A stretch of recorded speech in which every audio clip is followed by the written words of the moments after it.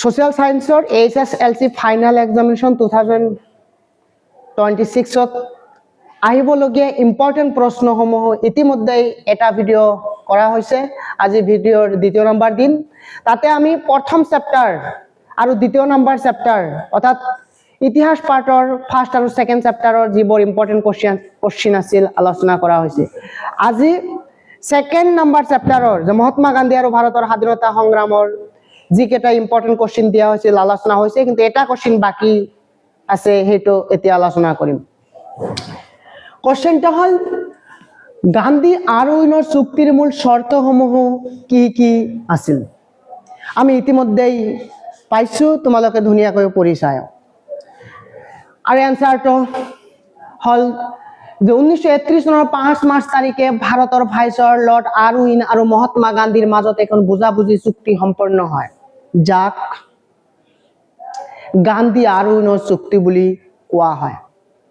এই চুক্তিৰ শৰ্তসমূহ তলত উল্লেখ কৰা হ'ল, কিন্তু ইয়াৰ পৰা এটা শৰ্ট কোৱেশ্চন আহিব পাৰে যে গান্ধী আৰু আৰউইনৰ চুক্তি কেতিয়া সম্পন্ন হৈছিল? তেতিয়া আমি লিখিম যে 1931 চনৰ 5 মাৰ্চ তাৰিখে, বা এনেকৈ আহিব পাৰে 1931 চনৰ 5 মাৰ্চ তাৰিখে হোৱা চুক্তিখন কাৰ কাৰ মাজত হৈছিল? আমি তেতিয়া লিখিম গান্ধী আৰু আৰউইনৰ মাজত আছিল। এই চুক্তিৰ শৰ্তসমূহ এতিয়া তোমালোকে চাবা।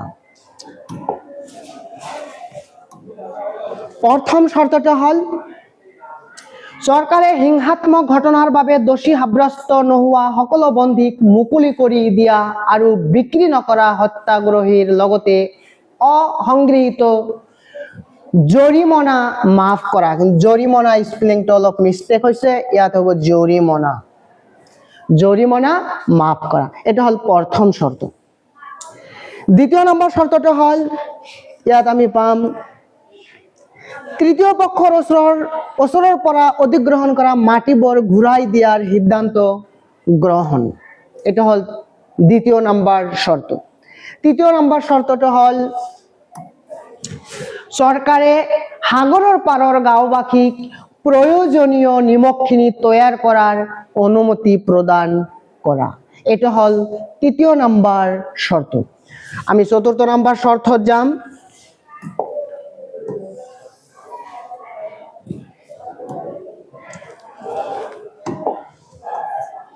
চতুৰ্থ নম্বৰ শৰ্তটো হ'ল শান্তিপূৰ্ণ আৰু অহিংস ধৰ্মঘট কৰাৰ অনুমতি দিয়া। ইয়াত দিয়ে হৈছে অনুমতি দিয়া হ'ব। কংগ্ৰেছেও শৰ্ত অনুসাৰে আইন অমান্য আন্দোলনৰ কাৰ্যসূচী প্ৰত্যাহাৰ কৰে। এই চাৰিটাই আছিল গান্ধী আৰু আৰউইনৰ চুক্তিৰ মূল শৰ্ত। গতিকে পৰীক্ষাত যদি 3 মাৰ্ক আহে 3টা শৰ্ত লিখিলে হ'ল, 2 মাৰ্ক আহিলে 2টা শৰ্ত লিখিলে হ'ল, 4 মাৰ্ক আহিলে 4টা শৰ্ত লিখিলেই হ'ল। আমি ইতিহাস পাঠৰ সমাজ বিজ্ঞানৰ ইতিহাস পাঠৰ 3য় নম্বৰ চেপ্টাৰ লৈ যাম। চেপ্টাৰটোৰ নাম হ'ল অসমত ব্ৰিটিছ বিৰোধী জাগৰণ আৰু কৃষক বিদ্ৰোহ। ইয়াতেও কিছুমান ইম্পৰ্টেণ্ট কোৱেশ্চন দিয়া হৈছে, সেই কোৱেশ্চনবোৰ এতিয়া আমি আলোচনা কৰিম।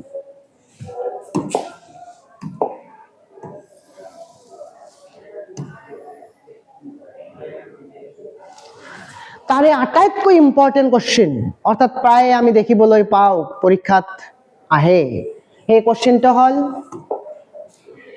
ফুলগুৰি দাৱাৰ ওপৰত এটি টোকা লিখা। উত্তৰ, ব্ৰিটিছৰ অৰ্থনৈতিক শোষণৰ বিৰুদ্ধে শোষিত কৃষক ৰাইজে কৰা অসমৰ প্ৰথম কৃষক বিদ্ৰোহটোৱে হৈছে ফুলগুৰি দাৱা। নগাঁৱৰ পৰা কিছু নিলগৰ ফুলগুৰি আছিল তিয়া জনবসতিপূৰ্ণ এখন গাঁও, য'ত জনসাধাৰণে আপু খেতি কৰিছিল আৰু ইয়াৰ দ্বাৰাই তেওঁলোকৰ জীৱিকা নিৰ্বাহ কৰিছিল। 1861 চনত ব্ৰিটিছ চৰকাৰে আপু খেতি কৰা সম্পূৰ্ণৰূপে বন্ধ কৰি দিয়াত সমগ্ৰহতীয়া জনজাতি লোকসকলৰ অতিশয় অসন্তুষ্ট হৈ পৰে, কিয়নো চৰকাৰে কানিৰ প্ৰচলন বন্ধ কৰা নাছিল। তদুপৰি তামোল পাণৰ ওপৰতো চৰকাৰে কৰ লগাব বুলি বাতৰি প্ৰকাশ পালে। এটোতো ব্ৰড কোৱেশ্চন অহাৰ বহুতে চান্স, আৰু ইয়াৰ পৰা শৰ্ট কোৱেশ্চনো আহিব পাৰে যে ফুলগুৰি অঞ্চলৰ মানুহ কি বৃত্তিৰ লগত জড়িত আছিল। আমি লিখিম আফু খেতিৰ লগত জড়িত আছিল, অৰ্থাৎ তেওঁলোকে আফু খেতি কৰিছিল। ইয়াৰ উপৰি কোশ্চিন আহিব পাৰে এই অঞ্চলৰ মানুহ কোনটো জনগোষ্ঠীৰ হয়, অৰ্থাৎ তেওঁলোকে তিয়া হয়, তিয়া জনগোষ্ঠীৰ মানুহবোৰে এই আন্দোলনটো কৰিছিল। তাৰ পিছত চাবা চৰকাৰে আফু খেতি বন্ধ কৰাৰ লগে লগে 1861 চনৰ 17 ছেপ্টেম্বৰ তাৰিখে প্ৰায় 1500 কৃষকে ইয়াৰ প্ৰতিবাদ কৰিবলৈ বিভিন্ন অঞ্চলৰ পৰা আহি ফুলগুৰিত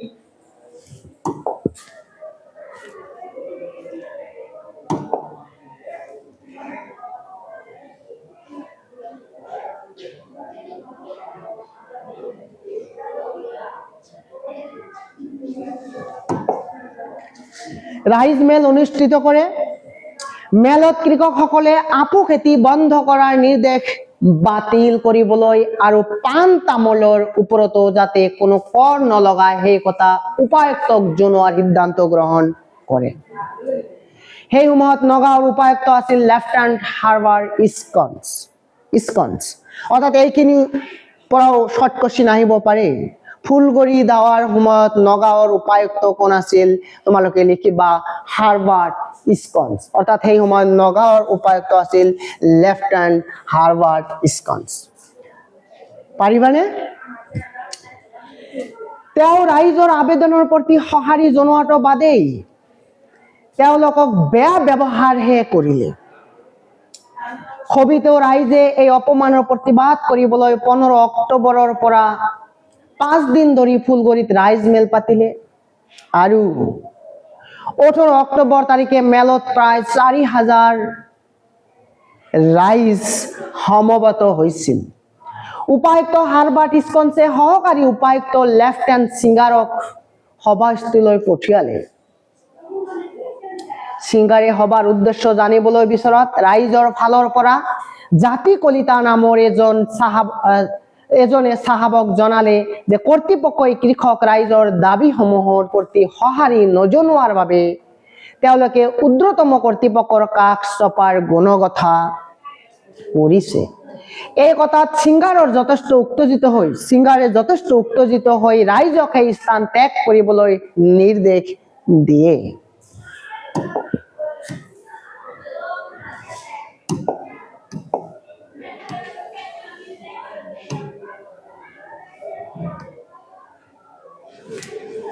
লগতে তেওঁৰ লগত অহা পুলিচ বাহিনীক ৰাইজৰ হাতৰ পৰা লাঠিবোৰ কাঢ়ি আনিবলৈ নিৰ্দেশ দিয়ে। লাঠিৰ বাবে টনা অজৰা কৰি থাকোঁতেই ৰাইজৰ মাজৰে এজন কৃষকে সিংগাৰৰ মূৰত লাঠি বে নহয়,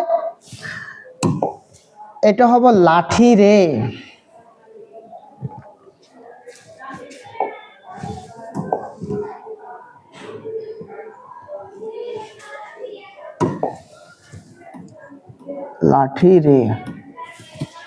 কোবাই মাটিত বগৰাই দিয়ে।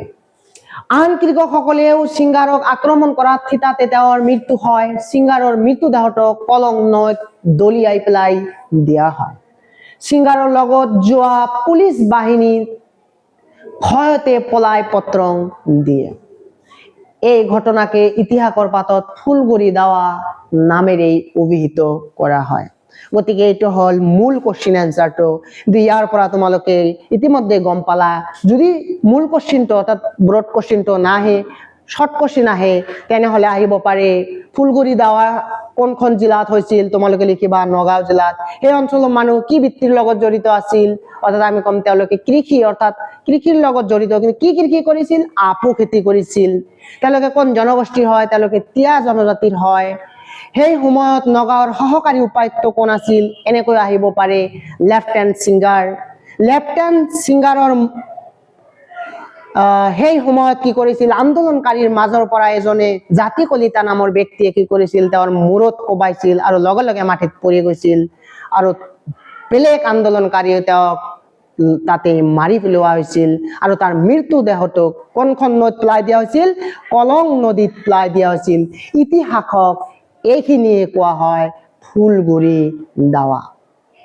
আৰু এইটো হল অসমৰ প্ৰথম কৃষক বিদ্ৰোহ। বিদ্ৰোহটো আৰম্ভ হৈছিল 1861 চনত।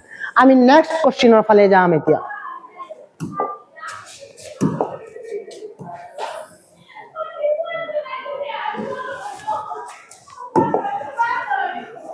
লিখাৰ সময়ত দুই এটা বানান ভুল হ'ব পাৰে, সেইটো তোমালোকে ঠিক কৰি ল'বা। নেক্সট কোৱেশ্চনটো হ'ল 9 নম্বৰ কোৱেশ্চন। 1850 চনত ব্ৰিটিছৰ বিৰুদ্ধে জয়ন্তীয়াসকলে কৰা বিদ্ৰোহৰ বিষয়ে এটি টোকা লিখা। অৰ্থাৎ আমি জনজাতি বিদ্ৰোহ কেইটা পাইছো, তাৰ ভিতৰত এটা ইম্পৰ্টেন্ট কোৱেশ্চন জয়ন্তীয়া বিদ্ৰোহ।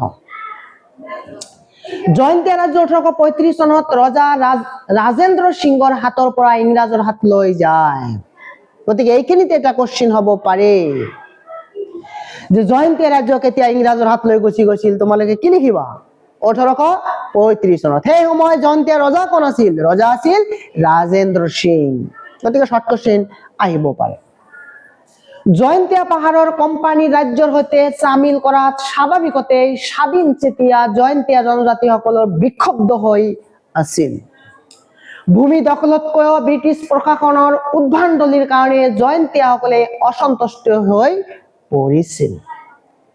এই পৰিস্থিতিত তেওঁলোকে চৰ্দাৰ আৰু দলৈসকলৰ সৈতে গাঁৱৰ সভাত মিলিত হৈছিল আৰু ইংৰাজৰ বিৰুদ্ধে বিদ্ৰোহৰ প্ৰস্তুতি পৰ্ব চলাইছিল।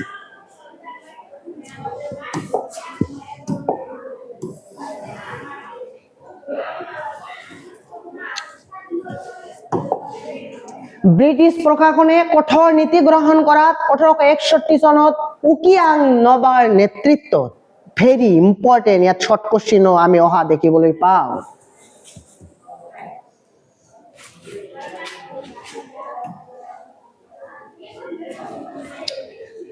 ব্ৰিটিছ প্ৰশাসনৰ কঠোৰ নীতি গ্ৰহণ কৰাত 1861 চনত উকিয়াং নবাৰ নেতৃত্বত জয়ন্তীয়াসকলে ব্ৰিটিছৰ বিৰুদ্ধে হাজোৰে বিদ্ৰোহ ঘোষণা কৰে।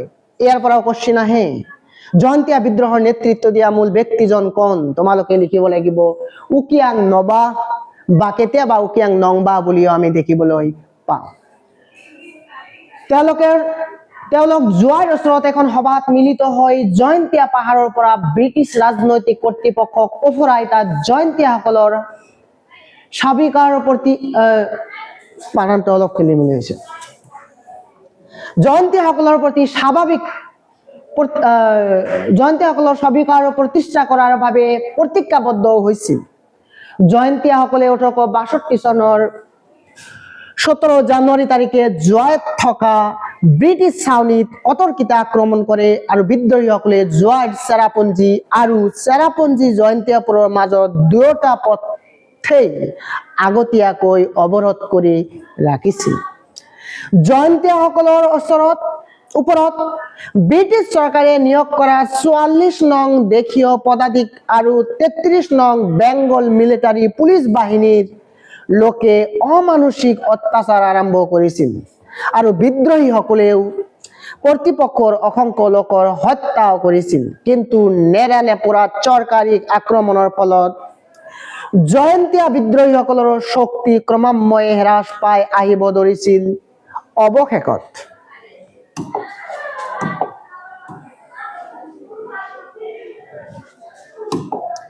বিদ্ৰোহীসকলৰ প্ৰধান নেতা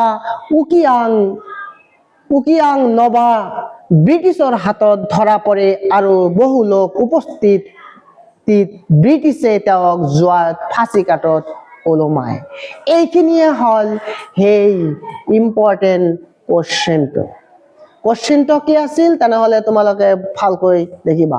1850 চনত ব্ৰিটিছৰ বিৰুদ্ধে জয়ন্তীয়াসকলে কৰা বিদ্ৰোহৰ বিষয়ে এটি টোকা লিখা, ভেৰি ইম্পৰ্টেণ্ট কোৱেশ্চন।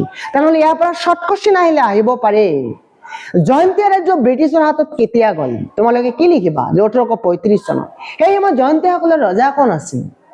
জয়ন্তীয়াসকলৰ ৰজা আছিল ৰাজেন্দ্ৰ সিং।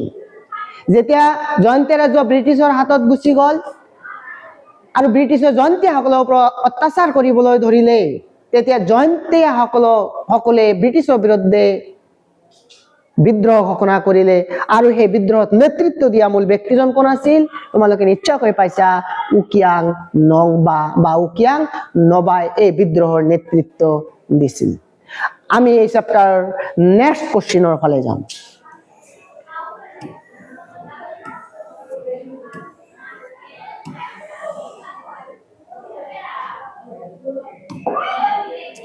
অৰ্থাৎ 3 নম্বৰ চেপ্টাৰটোৰ ভেৰি ভেৰি ইম্পৰ্টেণ্ট এটা কোশ্চেন। সেই কোশ্চেনটো হ'ল 10 নম্বৰ কোশ্চেন। অসমত 1857-58 চনৰ বিদ্ৰোহত মণিৰাম দেৱানৰ ভূমিকা সম্পৰ্কে তোমাৰ নিজৰ ভাষাত আলোচনা কৰা।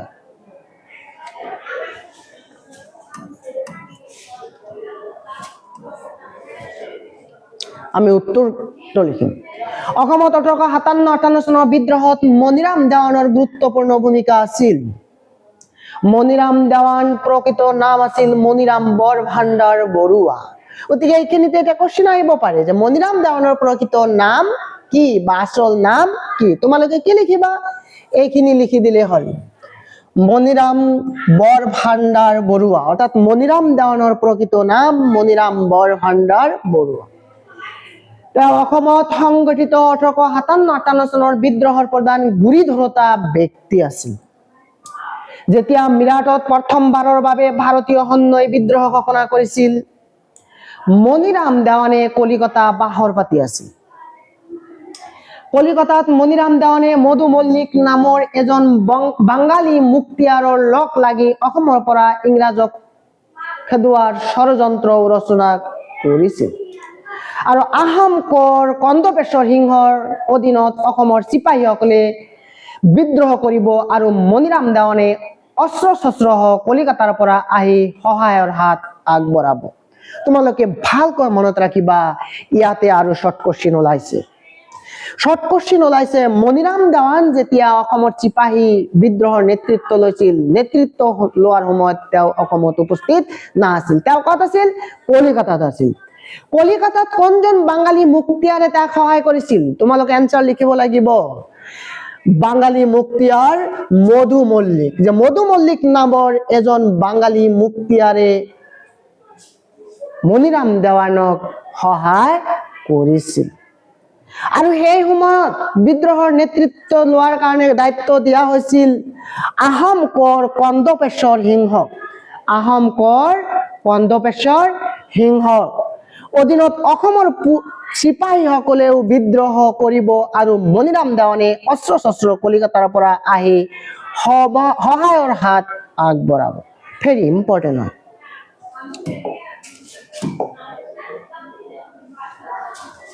একেবাৰে বেক হৈ গ'ল, অলপ ৰবা।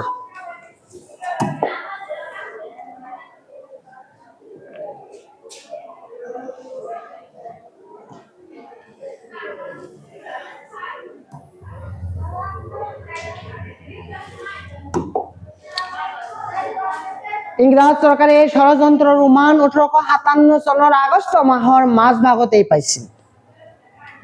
সেই অনুযায়ী বিদ্ৰোহীসকলক দমন কৰিবলৈ প্ৰস্তুতি সম্পূৰ্ণ কৰি তুলিছিল। 1857 চনৰ ছেপ্টেম্বৰ মাহৰ আগভাগত শিৱসাগৰৰ প্ৰিন্সিপাল এছিষ্টেণ্ট কেপ্টেইন হলৰয়ডে মণিৰাম দেৱানে লিখা বহুকেইখন চিঠি ধৰা পেলাবলৈ সক্ষম হয়। তেনেহ'লে এইখিনিতো কোশ্চেন আহিব পাৰে যে মণিৰাম দেৱানৰ চিঠি কাৰ হাতত ধৰা পৰিছিল? যে কেপ্টেইন হলৰয়ডৰ হাতত, য'ত ইংৰাজৰ বিৰুদ্ধে কৰা ষড়যন্ত্ৰৰ উল্লেখ আছিল।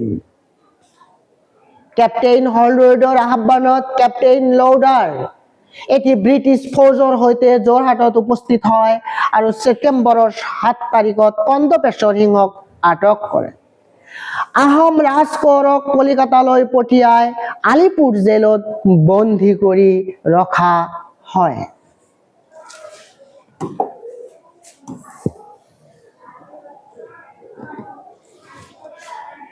নেক্সট দেখিবা কন্দপেশ্বৰ সিংহ গ্ৰেপ্তাৰৰ পিছতেই কলিকতাত মণিৰাম দেৱানক গ্ৰেপ্তাৰ কৰা হয়। তেনেহ'লে প্ৰথম গ্ৰেপ্তাৰ কৰা হয় কন্দপেশ্বৰ সিংহ, তাৰ পিছত গ্ৰেপ্তাৰ কৰা হয় মণিৰাম দেৱানক।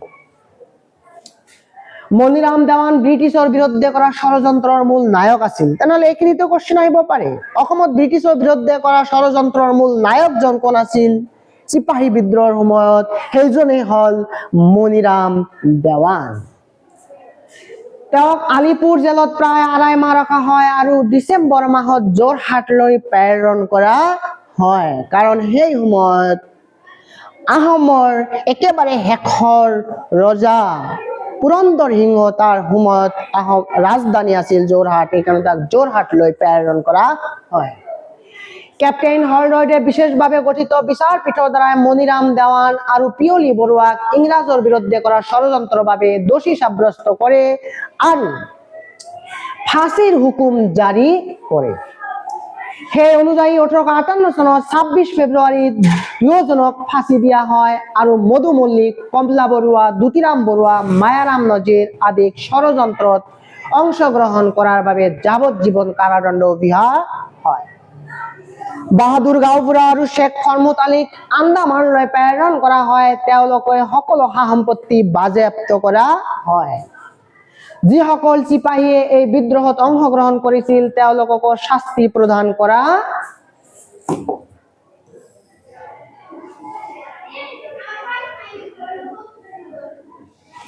হৈছিল।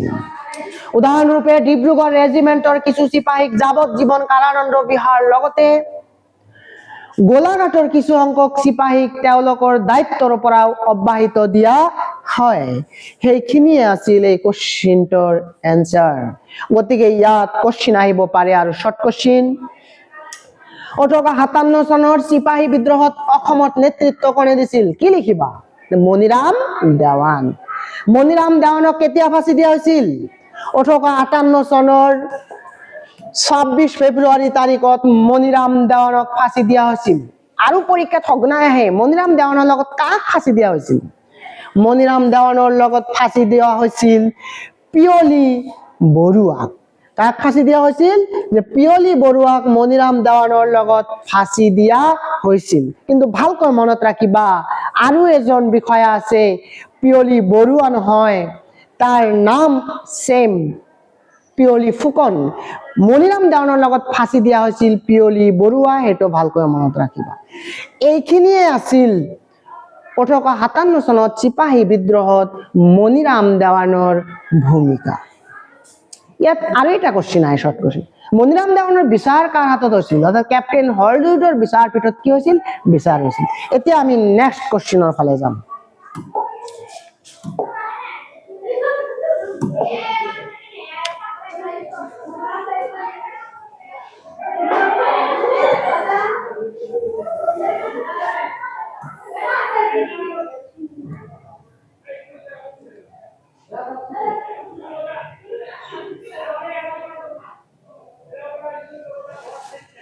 কোশ্চেনটা হল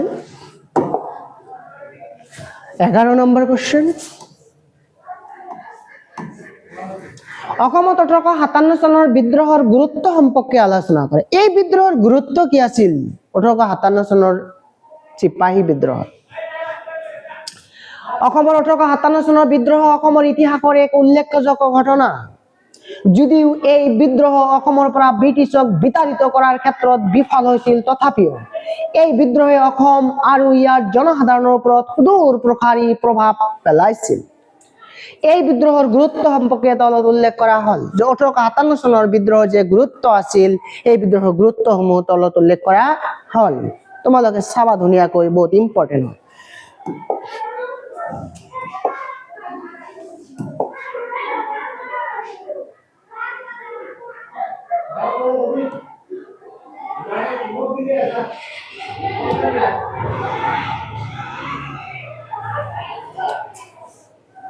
এই বিদ্ৰোহৰ প্ৰথম যেটো গুৰুত্ব, 1857 চনৰ বিদ্ৰোহ যদিও ব্ৰিটিছ চৰকাৰে কঠোৰ হাতেৰে দমন কৰিবলৈ সক্ষম হৈছিল, অসমৰ ইতিহাসত প্ৰথমবাৰৰ বাবে এক সৰ্বভাৰতীয় ঐতিহাসিক ঘটনাৰ লগত অসম জড়িত হৈছিল।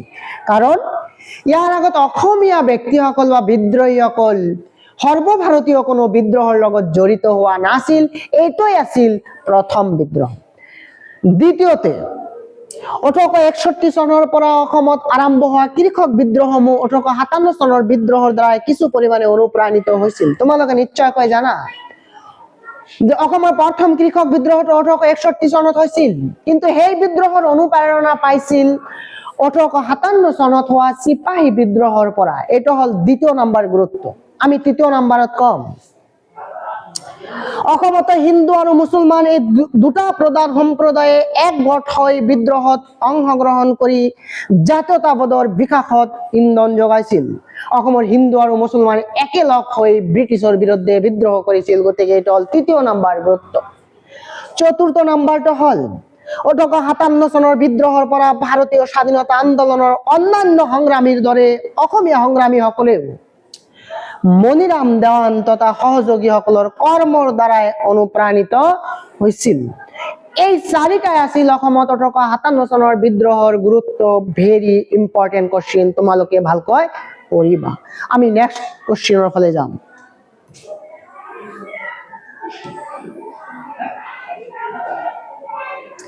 একেবাৰে ইজি কোৱেশ্চন, যে কি কাৰণত অসমত 1857-58 চনৰ বিদ্ৰোহ ব্যৰ্থ হৈছিল আলোচনা কৰা। কোৱেশ্চনটো এনেকৈ হ'ব পাৰে যে অসমত 1857-58 চনৰ বিদ্ৰোহৰ বিফলতাৰ মূল কাৰণসমূহ কি? তোমালোকৰ মেইন বুকত ধুনীয়াকৈ 7-8টা পইণ্ট দিয়া আছে, তাৰ পৰাই মই কেইটামান পইণ্ট ইয়াত উঠাই দিছো। যে অসমত 1857-58 চনৰ বিদ্ৰোহৰ ব্যৰ্থ হোৱাৰ মূল কাৰণসমূহ তলত উল্লেখ কৰা হ'ল। পৰীক্ষাত যদি 3টা কাৰণ আহে 3টা পইণ্ট লিখিবা, 2টা আহিলে 2টা লিখিবা, ব্যৰ্থ হোৱা 4টা কাৰণ আহিলে 4টা কাৰণেই লিখি দিবা, বেছি লিখিব নালাগে। বিদ্ৰোহীৰ সংখ্যা যথেষ্ট কম আছিল। 2এটা বানান কতবা ভুল আছে। বিদ্ৰোহৰ সমৰ্থকসকল কেৱল যোৰহাট আৰু শিৱসাগৰতে সীমাবদ্ধ আছিল। এইটো হ'ল প্ৰথম ব্যৰ্থ হোৱাৰ কাৰণ। বিদ্ৰোহ এটা কৰিবলৈ যাওঁতে যিমান বিদ্ৰোহী থাকিব লাগে যদি কম হৈ যায় বিপৰীত পক্ষৰ তুলনাত, তেনেহলে পৰাজয় হোৱাৰ কাৰণটো তাতে নিশ্চিত হৈ যায়। দ্বিতীয় নম্বৰ, এই বিদ্ৰোহত সমাজৰ সকলো শ্ৰেণীৰ লোকক জড়িত হোৱা নাছিল। সমাজৰ সকলো শ্ৰেণীৰ লোক হ'ব, সমাজৰ সকলো শ্ৰেণীৰ লোক জড়িত হোৱা নাছিল। আৰু মণিৰাম দেৱান আৰু তেওঁৰ সহযোগীসকলে এই সম্পৰ্কত কোনো প্ৰচেষ্টা হাতত লোৱা নাছিল কাৰণে এই বিদ্ৰোহটো বিফল হৈছিল। বিদ্ৰোহটো বিফল হোৱাৰ তৃতীয় নম্বৰ কাৰণটো হ'ল বিদ্ৰোহৰ নেতাসকলৰ সময়ৰ জ্ঞান নাছিল। ভালকৈ মনত ৰাখিবা, সময়ৰ জ্ঞান আমাৰ থাকিবই লাগিব। আমি পঢ়া শুনাৰ ক্ষেত্ৰতে কি, আমি কোনো বিদ্ৰোহ কৰিবলৈ যোৱাৰ সময়তে কি, আমাৰ সময়ৰ জ্ঞান যদি নাথাকে তেনেহলে আমি কোনো কামতে জয়ী হ'ব নোৱাৰিম। তেওঁলোকে বিভিন্ন পৰিকল্পনা প্ৰস্তুত কৰিও সেইবোৰক সময়মতে কাৰ্য কৰিব পৰা নাছিল।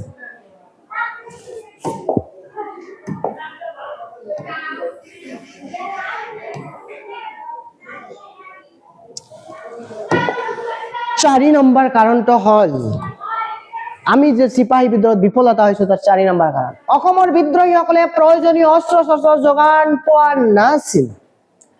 মণিৰাম দেৱানে অস্ত্ৰ শস্ত্ৰ যোগান দিয়াৰ কথা আছিল যদিও আগতে তেওঁ ধৰা পৰে। অৰ্থাৎ অসমীয়া চিপাহীসকলৰ আগত কোনো আধুনিক অস্ত্ৰ শস্ত্ৰ নথকাৰ কাৰণেও চিপাহী বিদ্ৰোহত ব্যৰ্থ হৈছিল।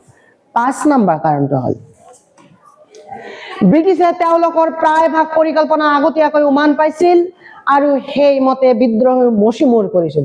অৰ্থাৎ বিদ্ৰোহীসকলে তেওঁলোকৰ গোপনীয়তা ৰক্ষা কৰিব পৰা নাছিল কাৰণেও তেওঁলোকে বিদ্ৰোহত পৰাজয় হৈছিল। আৰু একেবাৰে 6 নম্বৰ পইণ্টটো হ'ল ব্ৰিটিছে বহু চক্ৰান্তৰে বিদ্ৰোহৰ মুখ্য প্ৰশাসক মণিৰাম দেৱানক বিদ্ৰোহীস্থলীৰ পৰা বহু নিলগত ৰাখিছিল। মণিৰাম দেৱান কলিকতাত থাকি তাৰ পৰা চিঠি পত্ৰ আৰু আদেশ পঠোৱা বিদ্ৰোহটো পৰিচালিত কৰিছিল। তাৰ কাৰণেও বিদ্ৰোহ বিফল হৈছিল। আজি এইখিনিয়ে থাকিব। ধন্যবাদ। পৰৱৰ্তীখিনি পোৱাৰ কাৰণে তোমালোকে চাই থাকিবা। Thank U.